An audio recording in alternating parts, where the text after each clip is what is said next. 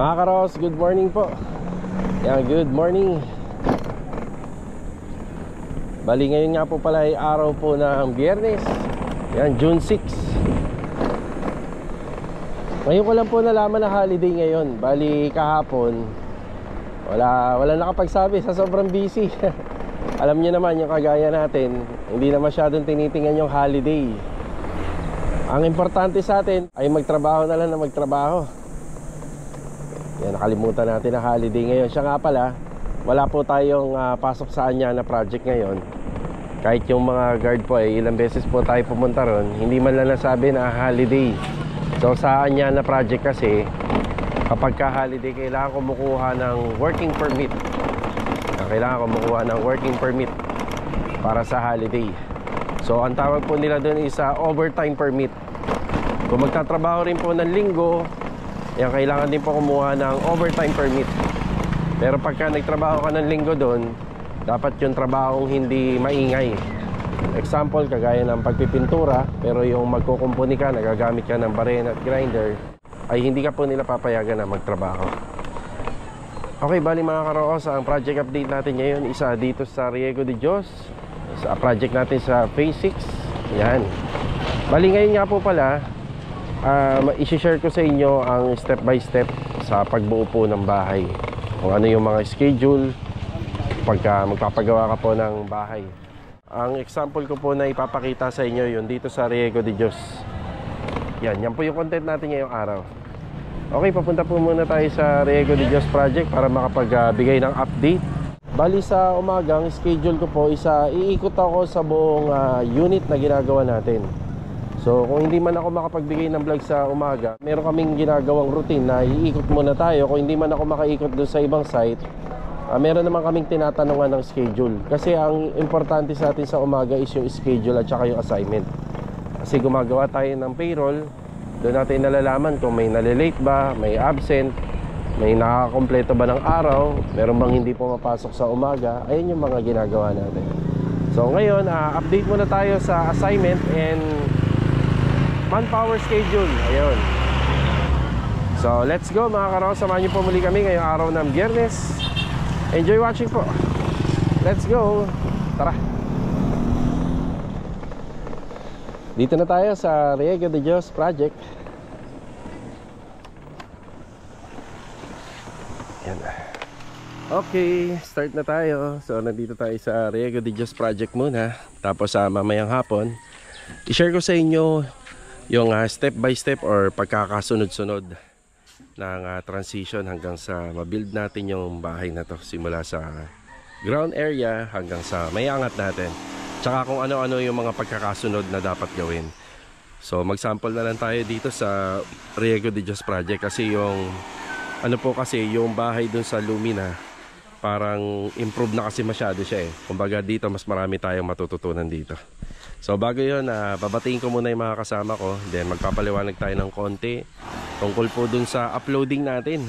Ayan, pasensya na mga karos kasi simula nung pumasok tong linggo, paiba-iba na yung paiba-iba na yung upload natin ng oras. Hindi na po nasasaktuhan sa sa alas 8 ng umaga. So ang dahilan po dahil sa internet. Sa mga sa mga nakakasubaybay sa amin noon pa, sa isang taon nagkakaroon talaga kami ng delay dito sa internet namin. So halos lahat naman yata, lahat ng parte ng Pilipinas na merong internet connection. So balita ko PLDT lang yata ang pinakamaganda, pero the rest talaga kakaroon ng problema. So ina-upload natin na video more than 30 minutes araw-araw. Bihira lang tayo sa less than 30 minutes. Inaabot ng 5 oras ngayon or 6 hours ang uploading, grabe. Pero kung maganda po ang daloy ng internet, yung regular na noon nakaraan, aabutin lang po siya ng na siguro mga 30 minutes tapos na. Ako, pasensya na ho kayo, pero bukas gagawa ko ng paraan.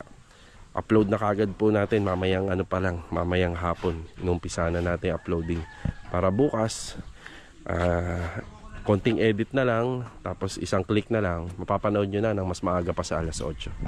So ayan po yung paliwanag natin doon sa mga nagko-comment. Pasensya na po kayo. Yan, pero tutok lang po kayo lagi dito sa mga project namin para marami tayong idea na makuha. Okay, bati muna tayo. So ganun pa rin, welding jobs, demolition, wall plastering, and preparation. Yan yung ginagawa dito. Kuya Richard, good morning po. Good morning.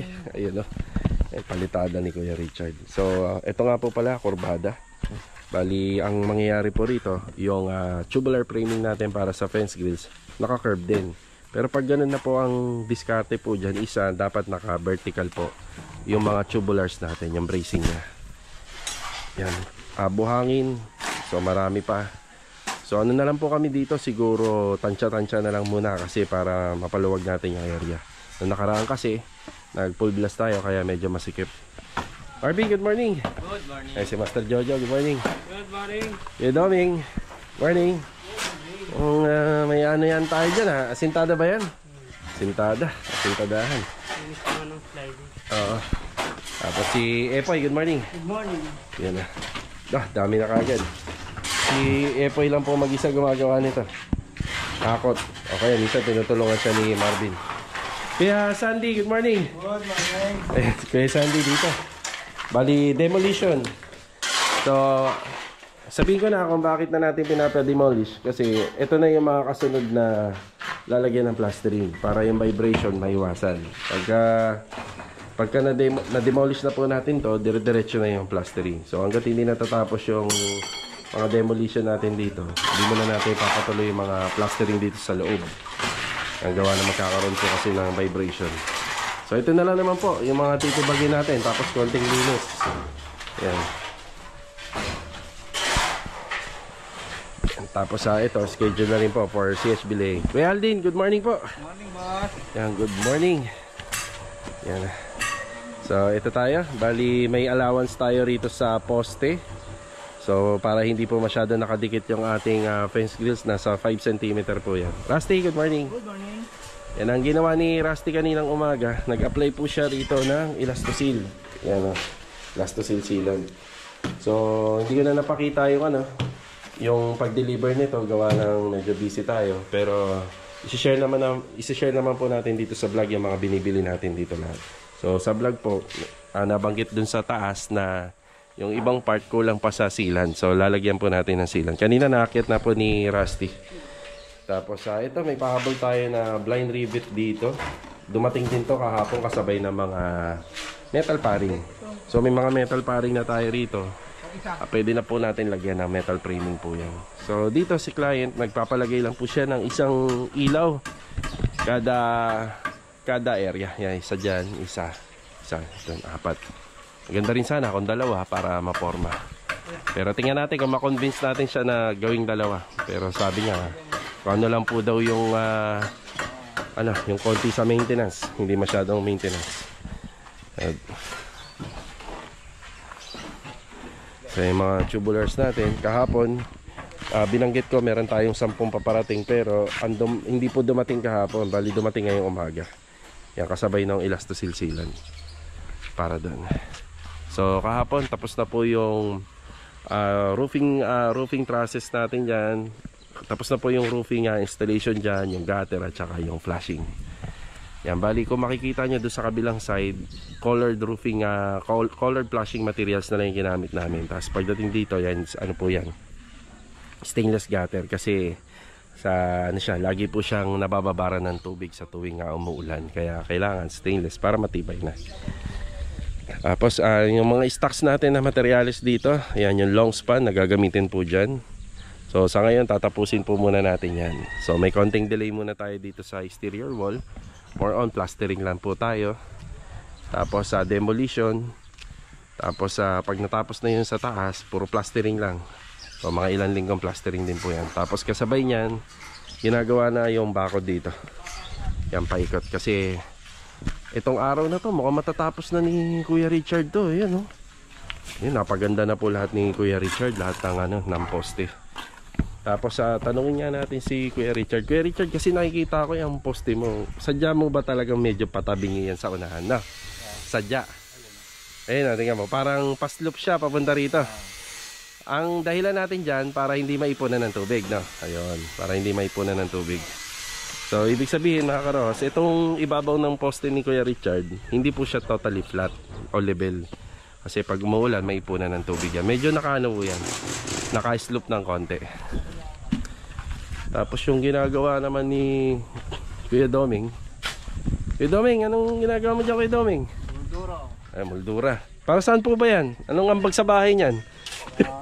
Para mapaganda, no? May dating, may forma, tsaka may design. Ayun, no? Kasi imagine niyo yung ginawa ni Abida. Tingnan nyo, compare nyo rito sa ginagawa ni Kuya Doming. Ayun, no?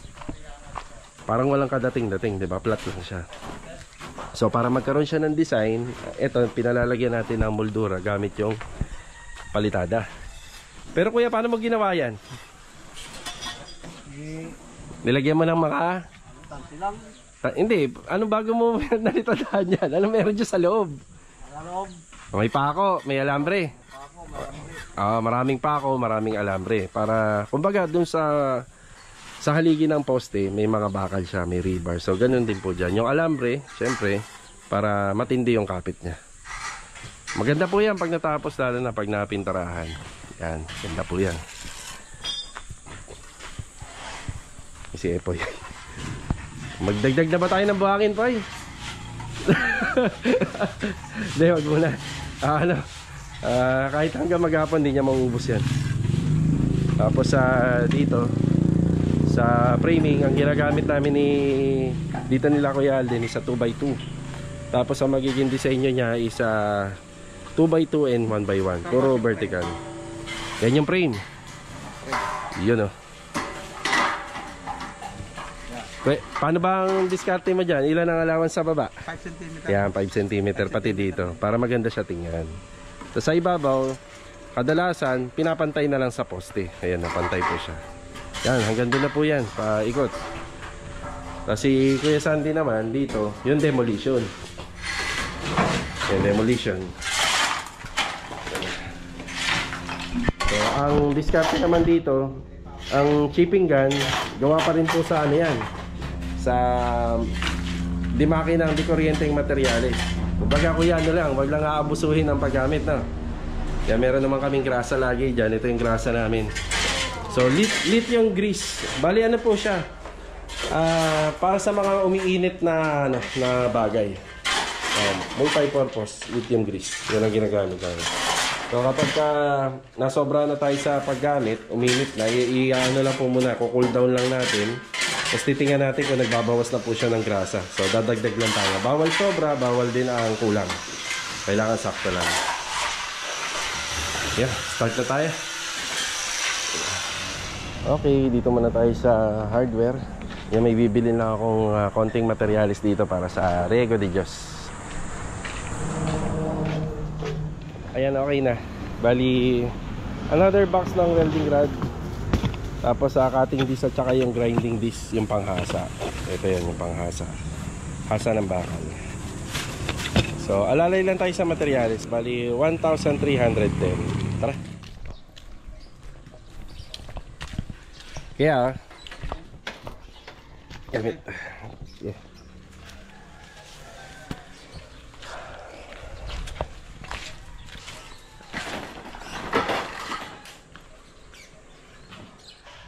Nandito naman tayo sa Phase 6. May mga konting pagbabago po dito. Ito nga po pala kahapon, ay tambak tayo ng panambak dyan. Ayan, palinis na natin kahit paano. So pag alis natin dito, kukunin naman po natin yung mga gamit na pwede na natin makuha dito, madala doon sa bodega, na pwedeng ipahakot natin sa basura, kagaya nito. Ayan na. Tapos yung mga binistay na buhangin dito, ito unti-unti ko na pinasasako. Kapag nasako na po lahat yan, pupull out natin pa unti-unti. Master Dindo, good morning. Good morning. Good morning kay Master Dindo. Bali, may dala akong pintura rito, yung mga naipakita ko sa last part ng vlog natin dun sa Riego de Dios. So bumili ako ng roof guard para sa taas at saka yung sa slab yung flexiban. So isa yan sa mga asikasuhin nila. Yan, nakikita nyo yung bahay, nagmukha na uling bago. So balihan siya, naka-retouching paint. Mas mangingibabaw yung kulay nito kapag nalagyan natin ng acrylic emulsion. Yan dito, bali tuloy-tuloy lang yung masilya. Yan, masilya. Tapos pintura, ito yung bagong pintura natin na in-apply. Medyo mas matingkad lang siya kasi medyo faded na to. So yun yung kaibahan nila. Pero sabay pa rin po sa color scheme ni Athena or ni Lumina. Kuya Rigor, good morning po. Kuya Rigor. Yan na. Bali, ito nga po pala. Nasukatan na nila Master Batang to. Pag nagawa, diretso kabit, tapos cordisa, tapos pintura. Andito si Adonis. Good morning, Don. Good morning. Yan, bali, pinatanggal na po natin tong part na to para doon sa aircon ni client. Yan. So si Kuya Philip, mag-half day daw siya. Yan. Wala si Kuya Philip yan. Tapos na yung harap. Tapos na yung malak. Yung sa harap, okay na. Nakita ko. Ganda na. Oo. Pati sa gilid, Kuya. Wala ka rin ito eh. Sige ah. Yan, pinturado na rin po yung gilid na tinutukoy ni Kuya Rigor dito. Ayun oh. Bagong pintura na rin yon. Tapos sa likod na siya. Tapos sa mga susunod na araw, pagdating sa bubong, pina-schedule ko na hindi mainit ang panahon. So pwedeng maaga para maaga matapos at hindi mabilad yung tao sa araw. So ito po muna ang update natin dito. Yan, nasa phase 6 pa rin tayo. Bali, good morning sa mga client owner namin dito. Kuya Boy, good morning po. Good morning kay Kuya Boy. Tapos halos kompleto na tayo sa electrical dito. Yan. Bilo, good morning. Good morning. Yan ang pinapasikasan natin dito is yung sa PVC panel. So papakita ko po muna yung mga ginawa rito. Bali, may exhaust fan tayo rito, tapos may tubo tayo na lalabas papunta rito. Actually, may abang na yan eh. Ayan, may abang na po yan. So, dyan po lalabas yung ventilation na hinihigop po ng exhaust fan dito banda sa area na to. So, ika nga, meron naman tong rain shield kapag ka napatapos ni client to. So, nakatutok na yon mismo dun sa lutuan. So, secondary na lang po yung exhaust fan. Tapos, may tubo tayo na nakaabang dito galing po sa TNB. Ayan. I-connect yan, papunta rito sa dalawang ventilation na inabang natin. So, isa para sa rain shield, isa para po dun sa exhaust fan sa TNB. Ito yung ginamit natin na mahogany na may pagka-walnut na. Yung ginamit po natin dito na PVC panel. Yung ganda. So, ito muna yung inaasikaso ni Bilog dito. So, syempre, bago natin takloban niya ng ceiling, so, yung ceiling na ginamit natin dito, PVC panel, so, may abang na tayo rito. Yan. Ito, kapag natapos to, lalagyan rin ng PVC panel para kompleto na siya lahat. Dito naman tayo sa kabila, medyo nag-iingay si Kuya Boy doon, nag-chipping gang, gawa ng meron tayong dalawang additional na outlet na pinalagay. So sa tiling sa harapan, andito si Louie, good morning! Good morning. Yan na, napatapos natin to. Yan, malapit na matapos to. Tapos si Master Jojo, yan, nandito naman siya para sa finishing carpentry. Yan, mga local marine na plywood yung gamit natin. Wait lang, Kuya Boy. So dito, yan, magkakaroon tayo ng TV console dyan. So minimalist na lang yung design kasi kita nyo no, pagpasok sa main door sa porch, ano na kagad, TV console. So dito yung pinadadagdag natin. Isang regular outlet dito at saka yung sa wall fan. Tapos isa sa mga gagawin dyan, yung closet natin doon sa second floor. So yun lang. Kuya Boy, okay na. Ayos na. Yan, bali may mga kukumpletuhin po muna ako na kailangan pa rito. Hindi naman ganun kadami. So alis na tayo ngayon para ma-provide na itong mga yan na. Tara. Ayan, bago mag-break time, mamili tayong exhaust fan at saka iba pa mga kailangan natin doon sa side. Yan. Dito yan sa may palengke kila Boss Daryl. Good morning. Yan, testing muna na yung exhaust fan natin.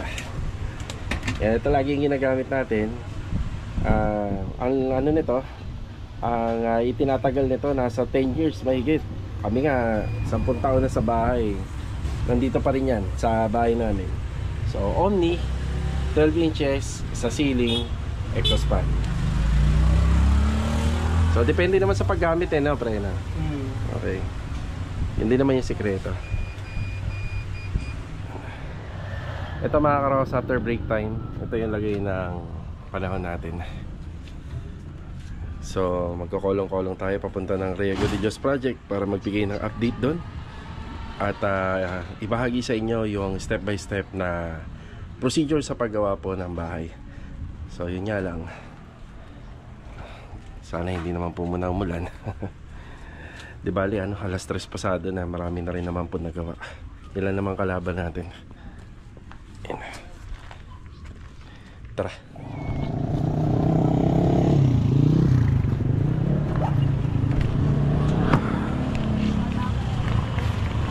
Eto.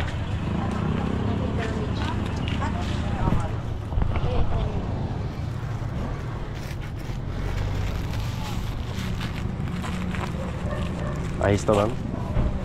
Dipindot na. Okay na to.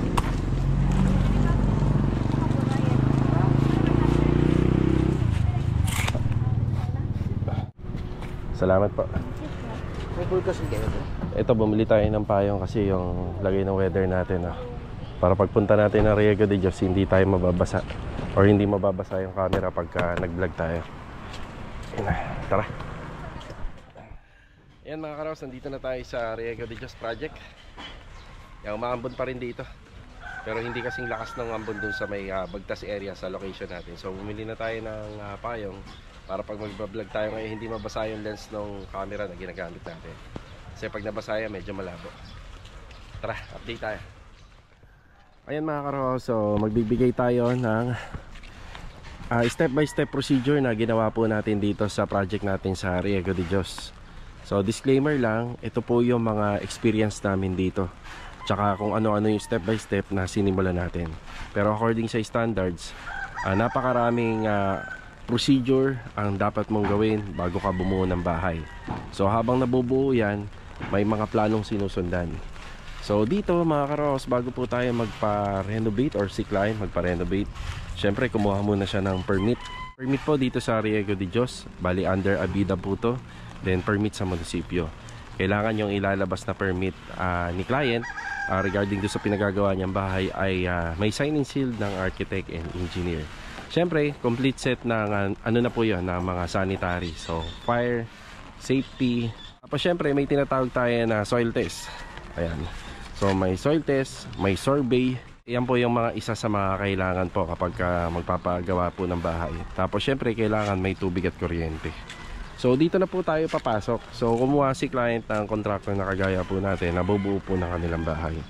So, ang unang ginawa po natin dito ay nagpa-clearing tayo. Kasi yung inabutan po natin dito medyo padamo, kagaya nito. Ganyan po yung inabot natin dyan. So nagpa-clearing tayo. After po ng clearing, nung lumabas na po yung natural ground level, so nagpa-umpisa na tayo ng excavation. So idagdag ko lang po pala, bago po kami mag-start ng renovation, nag-ocular muna po kami kasama si client. So sa ocular visit, para makita pa po natin yung mga gagawin at dapat gawin para sa renovation. So napakahalaga po ng ocular visit kasi dito mo makikita yung mga dapat nyo pong unahin, dapat nyong iplano at dapat nyong makita tungkol sa stock file, para malaman nyo rin kung ano yung kalalabasan ng transition din ng trabaho. So sa ocular visit, sinama ko na rin po doon yung interview kung ano po yung mga final na gagawin po dito sa kanyang bahay. So proceed na tayo doon sa excavation. Yung nag-excavation na kami, dahil inaasahan naman po namin sa ocular pa lang ay adobe na. So adobe po yung lupa rito. Kaya syempre sa computation and costing natin, mas matagal po yun compare po dun sa mga tambak na lupa lang, or kaya yung mga lupa na medyo malalambot po. So sa plano po, lalabas naman po doon kung gaano po kalalim ang hinuhukay para sa mga foundation plan. At saka sa plano, lalabas din naman po doon kung gaano po kalalaki yung mga bakal at poste. So after po ng foundation plan, doon na po kami nagpagawa po ng ating mga steel framing. So steel framing natin yun, yung rebars, yung beam, parilya, straps. After po nun, ma-assemble po natin yon, nagpa-lason po tayo ng lupa according doon sa unang lalagyan lang po muna ng mga poste at biga. Kapag nakakasa na po yung mga steel frame natin, doon na po natin yan huhulmahan. Kailangan na po natin ng karpentero para po doon sa paghulma ng mga poste, biga, bago buhusan. Nung nabuhusan na siya, doon na po tayo nagpalagay ng ating mga CHB. Yan. Siyempre yung steel frames natin ay may mga abang po yan. Hindi naman po pwedeng walang abang na nakasling bakal. Bali after po ng CHB laying natin, ayan, nagpalagay na po tayo ng roofing framing. So sa roofing framing namin, depende po yan. Depende, magkakaiba po ng diskarte. Kasi minsan pinapatapos muna yung plastering habang open pa para hindi masyadong malikabok, tapos palalagyan na po kagad ng masilya. Ganyan yung ibang diskarte sa contractor. Pero kami kasi since magtatag-ulan na, inayon din namin sa weather kung maganda or mainit pa yung panahon. Palagay na po kagad tayo ng bubong sa second floor. Pero ito muna yung pinagawa natin. So pinagawa muna natin yung mga roofing framing dito para magsilbi rin po na handamyo yan. So si handamyo, yun yung tuntungan ng mga workers. So para hindi tayo maglatag na mas maraming handamyo, para hindi masyado magastos. Tapos aside yan, kung pwede pong unahin tong harapan, pwede na po natin isabay doon sa structural ng bahay. Makikita nyo lang dito, hindi ko nabanggit, isinabay ko po yung sa harapan. Ayan, kaya sinabay po natin. Tapos syempre, kapag binubuo yung extension, dyan na po papasok. Yung kasabay po is yung water line, sanitary line, bago magbuhos ng flooring. Kailangan bago magbuhos ng flooring, meron na pong matting para po dun sa magiging foundation ng flooring natin. Tapos syempre, bago buhusan yung flooring, kailangan may nakaplano na linya ng water line and sanitary line. So, dito sa harapan ng bahay, kaya pinauna ko na rin tong bakod na to kasi may plano kami na yung roofing framing natin dito sa may baba ay maisabay na. At yan po yung step by step procedure sa makikita nyo po na actual dito. So yung loob, papatapos na po kagad natin yung mga plastering yan, dahil pag natapos yung plastering yan, pwede na po tayong mag ceiling framing naman. So pag may ceiling framing na, mag-electrical naman po. After ng electrical, pwede na po nating takluban, depende po sa ceiling na gagamitin. Pwedeng PVC, spandrel, gypsum board, hardiflex. Ayan, depende po kung ano yung gusto ni client. So ganun din po dito. Ayan, ganun din po dito sa ibabaw. Pinaka-last is yung carpentry and overall paint. Tapos kapag natapos na po, ngayon kapag natapos na yung ceiling framing natin, pwede na po tayo magpa-overall tiles sa floor area. Kung may partition kagaya ng TNB, pwedeng mahuli yun or pwede yun mauna, conforme sa plano. Then syempre pagkatapos ng overall tiles, kapag kompleto na yung flooring, syempre kapag katapos ng overall tiles na kompleto na po yung sa pinaka floor area ng interior, or pwede rin naman po yung exterior maisabay na, or pwede naman pong mahuli. So conforme sa diskarte ng mga gumagawa. Kapag nangyari po yun, kapag okay na po lahat, so pwede na po tayo mag-schedule ng finishing carpentry. Then ano na po tayo, overall paint. Sa bahay naman po, pwede naman po mahuli sa mga installation is yung mga accessories. Ngayon yung aluminum, medyo maselan po yan kasi maganda po dyan pag kinakabit yung medyo ano na po, malinis na yung area. Kaya pwede rin siyang mahuli. So ano-ano yon, yung screen door, sliding door, and windows. Pero minsan, kinakailangan din po na mauna sila. Conforme po sa sitwasyon po ng bahay. Mga karosa, medyo minadali ko lang po yung pag-explain kasi ano po, may gumagamit ng chipping gun. Hinihintay po tayo na matapos yung vlog natin. So sana may natutunan po kayo at naunawaan nyo. Disclaimer lang, hindi ko man lang po nasabi ang lahat. At least, ano po, at least nabigyan ko kayo ng idea. Sa roofing pala, idagdag ko, pagka mag-install po ng bubong, syempre may roofing framing na yan, mauuna po muna yung sinepa. After po ng fascia sinepa, susunod na po yung gutter. Pagkatapos po ng gutter, yun na po yung bubong. So conforme sa bubong kung ano yung gagamitin, pagka na-install na yung bubong, mga flashing na. Yan. Okay, ito na po yung update dito. Ayan, may framing na tayo rito. So sa design, hindi pa po natin medyo makikita, pero napakahalaga na meron na tayong framing. So dire-diretso na po yan kapag naikabit. Tapos yung framing dito, since may kurbada, ayan, ganito po ang mangyayari. Ayan. So may mga bend siya, may mga hati-hati siya para ma-bend po natin. Tapos sa poste, halos okay na. Saglit lang kama, malapit na kama matapos. Saglit kama. Tapos yung paggawa ng moldura, makikita nyo doon at saka dito halos sinisimulan na. Tapos yung mga bintana na to, yan kailangan pang sinsilin to kasi medyo ano po siya, medyo makinis para kumapit po yung ano. Yan, kumapit po yung ating plalitada. Tapos dito naman yung demolition. Ayan, halos ano na, medyo madilim, halos masasaid na ni Kuya Sandy. Tapos ano naman natin dito sa binistay, medyo mas mahirap bistahin to bukas kung magtutuloy-tuloy po yung ulan. Pero napakadami na nagawa ni Apple. Tapos ito, kanina balak nila lagyan ng asinta, pero tiningnan ko sa plano namin kasi sinusulat ko naman yung mga gusto ni client dito. Hindi na po to Hindi na po ito dadagdagan pa. So papantayin na lang yung palitada ng header at saka yung magkabilang gilid. Ang gusto ni client dito, maluwag po na sliding door. Yan na. Gano na tayo. Magligpit na kayo para ano, uwi tayo na maaga ngayon. Yan na, plastering. Tapos yung sa taas nga pala, may kulang pa na Sandy na. Ay Sandy, Rusty. Yan, may kulang pa. Akyatin pa po ni Rusty yan. Hindi yan. Bibigay na lang si Adonis sa'yo, ha? Binigay na sa akin kanina. Naubos? Meron pa yun siya. Marami pa yun.